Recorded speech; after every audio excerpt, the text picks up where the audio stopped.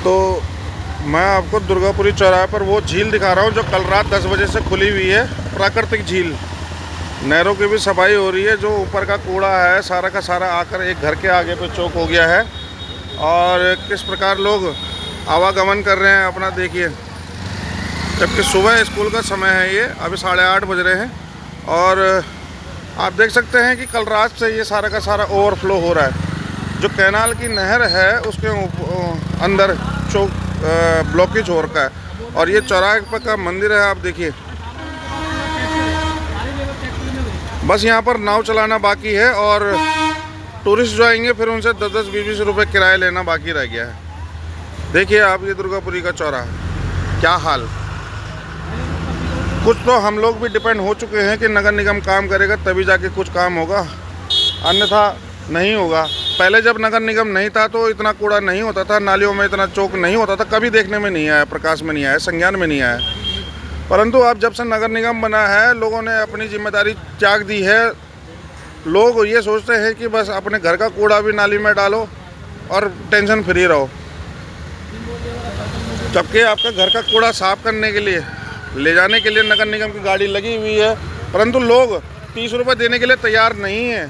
समस्या यही है कि लोगों ने अपनी जिम्मेदारी छोड़ दी है, सब कुछ नगर निगम के ऊपर छोड़ दिया है। अब नगर निगम ही क्या जवाबदार है इसके लिए? भाई आप अपने घर का कूड़ा अगर नाली में डालोगे, जो कि नहर कैनाल की है, सॉरी, अब अगर आप लोग अपनी जिम्मेदारी से त्यागपत्र दे देंगे तो यही हालात होंगे आपके क्षेत्र के। और जब क्षेत्र के हालात ऐसे हो जाएंगे तो आप ये सोचिए कि बस अब 10-10 रुपये का टिकट लगाया जाए और एक नाव यहाँ पर बुला दी जाए, जिससे कि यहाँ पर ज़रा टूरिस्ट प्लेस बन जाएगा। यहाँ पर नाव चलेगी और 10-20 रुपये कमाए जाएंगे।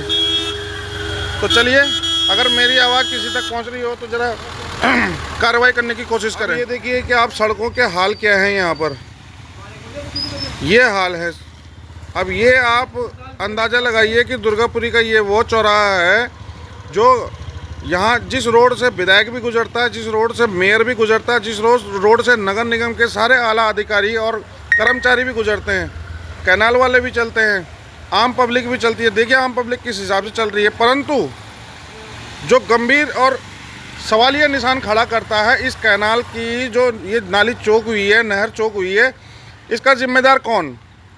पब्लिक, जो कि यहाँ पर कूड़े के स्वरूप में आप देखेंगे कि किस प्रकार का कूड़ा निकल रहा है यहाँ पर से। और कल रात को तो जो शराब की बोतलें थी वो तक इस नहर से निकाली जा रही थी। अब आप अंदाज़ा लगाइए कि किस प्रकार हम लोग आश्रित हो चुके हैं नगर निगम के ऊपर।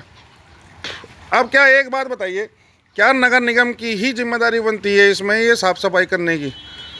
क्या आम पब्लिक का कोई दायित्व तो नहीं बनता? क्योंकि आम पब्लिक, अब शराब नगर निगम वाला तो पी के जा नहीं रहा होगा और वो नहर में डाल नहीं रहा होगा, ये तो आम पब्लिक ही कर रही है। अब जो आम पब्लिक है वो अपने घर का कूड़ा अगर नहर में डाल देगी तो कब तक ये नहर वाले, नगर निगम वाले बस वो साफ़ सफाई करते रहेंगे? अब चूँकि ये 2-4 आदमियों का काम तो यहाँ पर है नहीं, क्योंकि पानी देखिए कल रात से बह रहा है। इसमें एक छोटी सी बारिश आई थी 5 या 10 मिनट की। अब उसमें अगर ये हालात बन जाएंगे यहाँ के, तो सोचिए अगर गलती से कोई ऊपर बादल फटा कभी, जैसे कि पिछले कुछ वर्षों पहले हुआ था, अगर ऐसा कुछ हो जाएगा तो तब क्या हालात बनेंगे यहाँ के। दूसरा, कैनाल वालों के ऊपर, अब कैनाल वालों की जो कार्यशैली है, अगर नहर के अंदर जो लोग अपने घरों का कूड़ा डालते हैं उनको नहीं रोक सकते तो उनके लिए उपाय क्या है? ये जो कैनाल की नहर है कि इसको जब यहाँ चौराहे से कहीं कहीं पर ज़्यादातर हिस्से में मेरे ख्याल से 80% हिस्सा तो इसका यहाँ पर पैक है, तो ऐसे ही पैक क्यों नहीं कर दिया जाता है इसके? अब देखिए कि ये सिंचाई की वो नहर है जिससे नीचे शिवराजपुर का 3 किलोमीटर 4 किलोमीटर तक का पूरा एरिया डिपेंड करता है खेती पे।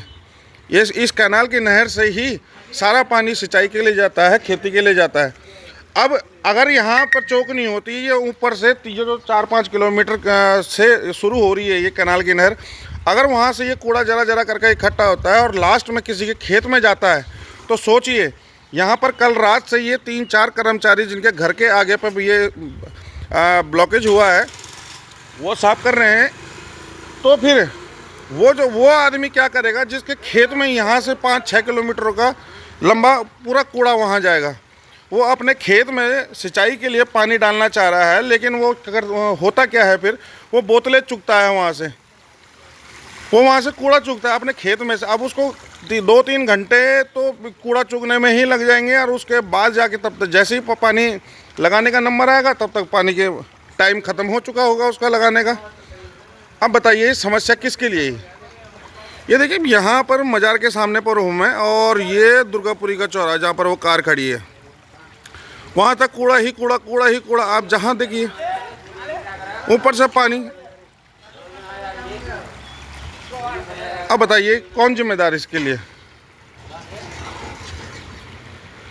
देखिए लगे पड़े हैं वहाँ पर सरिया डाल के, पाइप डाल के थोड़ा कूड़ा निकालने की, परंतु नाली जो है वो ऊपर तक पानी ओवरफ्लो हो रहा है, उसके अंदर ना दिखाई दे रहा है, ना ठीक से काम कर पा रहे हैं। अगर काम करें तो करें किस हिसाब से?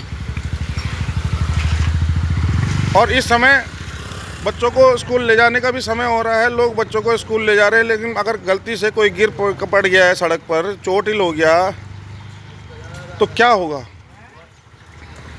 चलिए शासन प्रशासन अगर इस वीडियो को देख रहा हो तो थोड़ा संज्ञान ले, और कैनाल वालों से भी मेरी हाथ जोड़ के विनती रहेगी कि अपनी कैनाल की जो नहरें हैं दुरुस्त करने के साथ साथ में उनका साफ सफाई अभियान भी समय समय पर चलाते रहे, जो जनहित में होगा। अरे भाई ऑफिस में बैठ के नहीं होगा, जनहित के कार्य के लिए आपको सर्वे भी करना पड़ेगा, आकलन करना पड़ेगा, बाहर निकलना पड़ेगा। घर पर बैठने से साफ सफाई नहीं होगी।